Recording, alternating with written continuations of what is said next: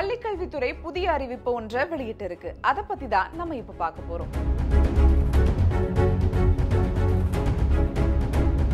தமிழகத்துல +2 பொதுத் தேர்வில் மாணவர்கள் பங்கேற்கும் அளவு குறைந்து வருவதால் கல்வித்துறை புதிய நடவடிக்கை ஒன்றை அறிமுகப்படுத்தி இருக்கு.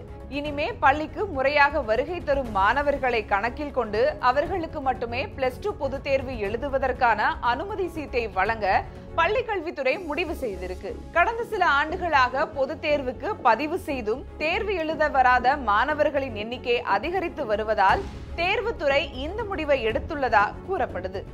தமிழகத்தில் +2 பொதுத் தேர்வுக்கு ஆண்டுதோறும் பதிவு செய்யும் மாணவர்களில் 10,000க்கும் மேற்பட்ட மாணவர்கள் தேர்வுக்கு வருவதில்லை என்று ஆய்வுல தெரிய வந்திருக்கு.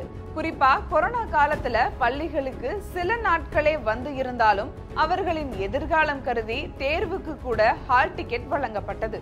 ஆனா அவர்களின் பெரும்பாலானோர் பொதுத் தேர்வுக்கு வரவில்லை. இதனால் மாநிலத்தின் மொத்த தேர்ச்சி விகிதம் குறைந்தது.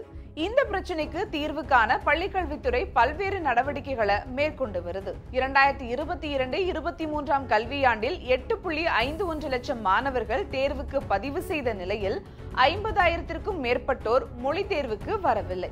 இதற்கு அடுத்த ஆண்டுல 7.80 லட்சம் மாணவர்கள் பதிவு செய்திருந்த நிலையில தமிழ் பாட தேர்வுக்கு 12,364 பேரும், ஆங்கில பாட தேர்வுக்கு 12,696 பேரும் வரவில்லை.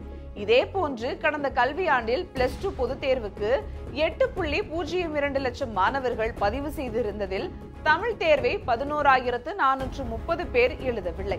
இந்த போக்கு ஆண்டுதோறும் தொடர்ந்ததால் கல்வித்துறை கடுமையாக மாற்றத்தை கொண்டு வர முடிவு செய்திருக்கு.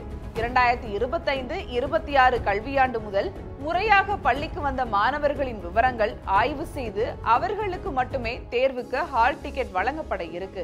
அந்த வகையில பள்ளிக்கு வருகை பதிவில் 75%க்கும் குறைவாக உள்ள மாணவர்களுக்கு தேர்வு எழுத அனுமதிக்கப்பட மாட்டார்கள் என்று கல்வி அதிகாரிகள் கூறுகின்றனர்.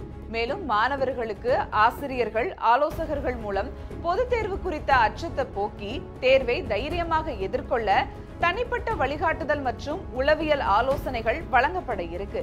இதன் மூலம் தேர்வில் தோல்வி பயத்தில் உள்ள மாணவர்களுக்கும் தேவையான வழிகாட்டுதல்கள் வழங்குவதன் மூலமா நடப்பு கல்வியாண்டில் பொதுத் தேர்வுக்கு வராத மாணவர்களின் எண்ணிக்கை கணிசமாக குறையும்னு எதிர்பார்க்கிறோம்னு அதிகாரிகள் நம்பியிருக்காங்க. செய்திகளை உடனுக்குடனும் துல்லியமாகவும் தெரிந்து கொள்ள சப்ஸ்கிரைப் பண்ணுங்க.